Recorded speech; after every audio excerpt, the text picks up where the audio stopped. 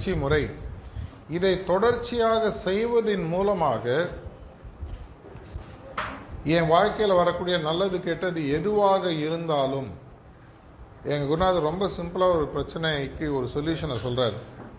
நம்ம வாழ்க்கையில் வரக்கூடிய நல்லது கெட்டது எதுவாக இருந்தாலும் நம்ம எடுக்கக்கூடிய முடிவுகள் மூலமாக தான் அது உருவாகிறது. அப்படின்னா நம்ம என்ன பண்ணணும்னா, அந்த முடிவை எடுப்பதற்கு முன்னால் ஒரு கேப்பை விடுன்றார். பாஸ்ன்னு சொல்லுவார். நிறுத்து.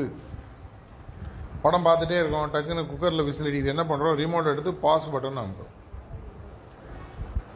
ஒரு சிக்னல் வருது, ரெட் விழுது, பிரேக் போட்டு பாஸ், திரும்பி கிரீன் விழுந்தாலும் வண்டி எடுத்துகிட்டு முன்னாடி போகிறோம்.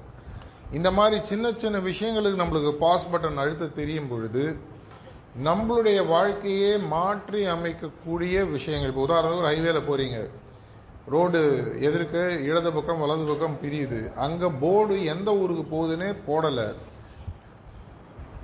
முதல்ல திரும்பிடலாங்க, அப்புறம் வழியை கண்டுபிடிச்சி போன்ட்டு அப்படியே போயிடுவீங்களா? இல்லை, யாரையாவது நிறுத்தி, ஐயா இந்த ரோடு எந்த பக்கம் போகுதுங்க, இந்த பக்கம் போனால் ராமேஸ்வரம் வருமா, அந்த பக்கம் போனால் எந்த ஊர் போகும்? அவர் இல்லைங்க இப்படி போனால் அப்புறம் போனீங்கன்னா உங்கள் முடிவு தெளிவாக இருக்கும்.